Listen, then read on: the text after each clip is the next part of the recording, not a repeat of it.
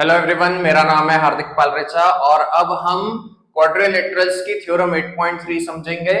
8.3 में क्या बोला है? If each pair of opposite sides of a quadrilateral are equal then it is a parallelogram. मतलब एक क्वाड्रिलेटरल है और यदि उसमें अपोजिट साइड्स इक्वल है, मतलब ये वाली साइड इसके इक्वल है और एडी बीसी के इक्वल है, तो वो क्वाड्रिलेटरल पैरेललोग्राम होगा।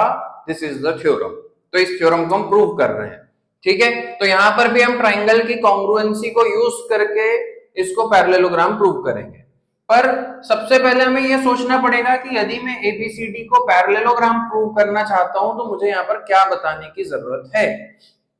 तो यदि मैं अपोजिट साइड्स को पैरेलल प्रूव कर दूं, इक्वल तो दी हुई है, पैरेलल भी प्रूव कर दूं, तो यदि अपोजिट साइड्स इक्वल और पैरेलल बता दी तो मतलब वो क्या होगा? पैरेललोग्राम होगा। मतलब कि मुझे अपोजिट साइड्स को पैरेलल प्रूव करना है कैसे भी करके। ठीक है, तो हमने यहां पर क्या किया? कंस्ट्रक्शन किया। हमने बी को डी से ज्वाइन कर दिया और हम इन दोनों ट्राइंगल्स को कॉन्ग्रुएंट प्रूव कर सकते हैं। ठीक है, कर देते हैं। इन दोनों ट्राइंगल्स को कॉन्ग्रुएंट प्रूव करने के लिए हमने क्या किया? देखो, प्रूफ कौन से दो ट्राइंगल्स की बात कर रहे हैं हम? Triangle ABD and triangle CDB. इन दोनों ट्राइंगल्स को यदि आप देखोगे तो इसमें AB DC के इक्वल है given in the question, then AD BC के इक्वल है given in the question, and BD is the common side. This is the common side और ये गिवन है आपको क्वेश्चन में कि अपोजिट साइड्स आर इक्वल। तो यहां पर ये वाली साइड इसके इक्वल हो गई, ये वाली साइड इसके इक्वल हो गई और ये वाली साइड कॉमन हो गई।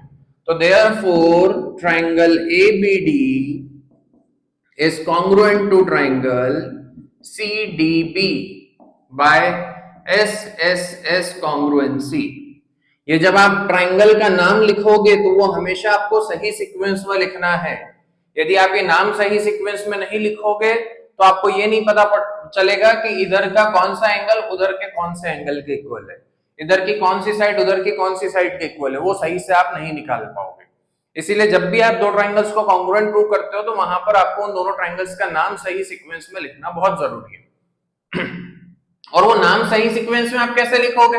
तो देखो, इधर वाले ट्राइंगल का नाम मैंने क्या लिखा है? ABD। मतलब पहले मैं इस वाली लाइन पे चला, सिंगल डैश जिस पे लगाया उस पे चला, और फिर मैं किस पे चल रहा हूँ? ट्रिपल डैश वाली लाइन पे चल रहा हूँ।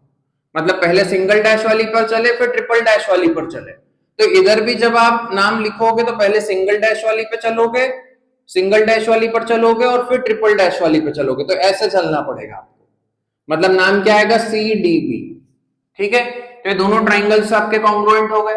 यदि दोनों ट्राइंगल्स कॉन्ग्रुएंट है तो इस ट्राइंगल के एंगल्स उस ट्राइंगल के एंगल्स के इक्वल होंगे।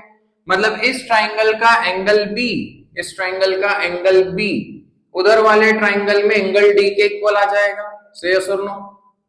ठीक है, वैसे ही इधर वाले ट्राइंगल का ABD का एंगल D, मतलब ये वाला एंगल उधर वाले ट्राइंगल में एंगल B के इक्वल आ जाएगा। ये मैंने मार्किंग कर दिया।